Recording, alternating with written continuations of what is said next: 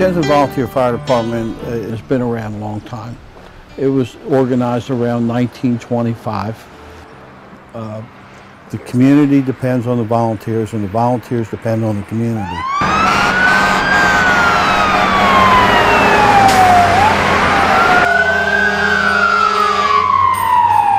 We respond to our citizens' needs at their worst times, when they're sick and injured or their house is on fire.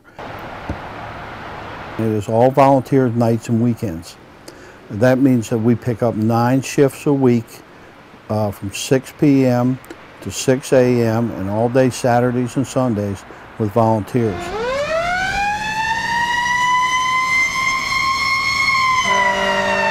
There just has to be that certain core group of people, and it's a small percentage that does things that others are not willing to do.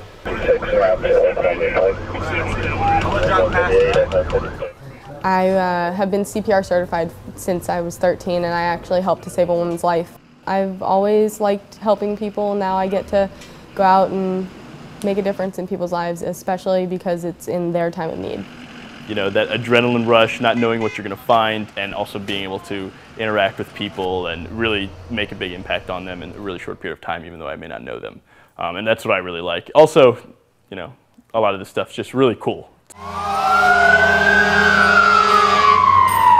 You give, for us, it's 48 hours a week, and they will help pay for part of your tuition for school. And instead of sitting in a classroom and studying and flipping pages in a textbook, every weekend here, I'm put in a situation where I'm talking to patients, I'm providing care, I'm forced to make clinical decisions that really can impact whether or not a patient lives or a patient dies.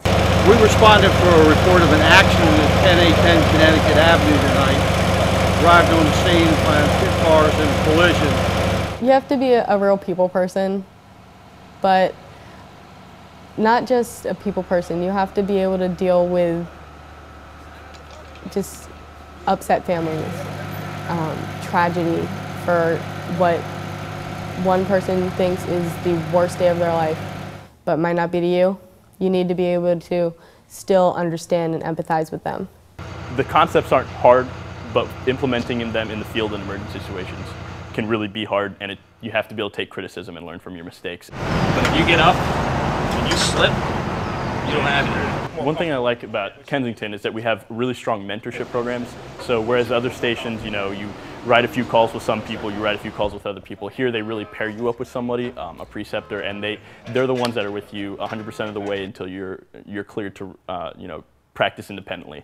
A lot of us routinely are on call every night, so we'll get so used to the tones that we won't even wake up for them anymore. So it's really nice to at least have 3 people or 4 people in here that, you know, if you forget to wake up, they'll, you know, throw something at you, be like, hey, you gotta get on this call. There are 15 of us that live here, and we're basically a big, dysfunctional, loving family.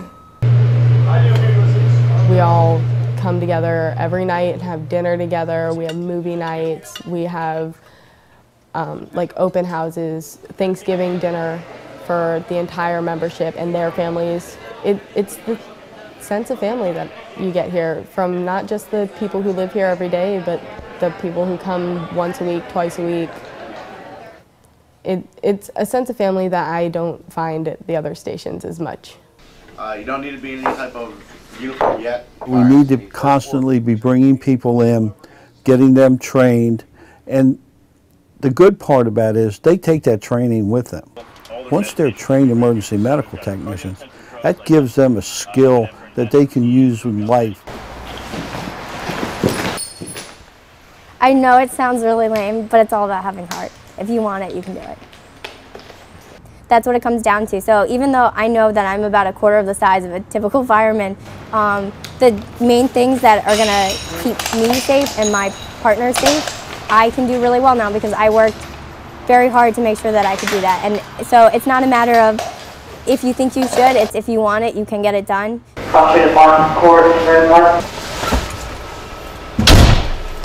We're the only people that go running into a burning building. Everybody else is kind of smart and running out. I was in the Marine Corps, so it goes hand in hand, and I would not be able to survive in the corporate world.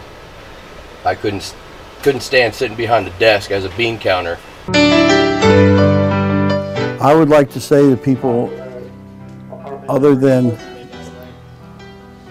serving your country in the service, this is the most rewarding experience that you can have, is being in a volunteer fire and rescue business.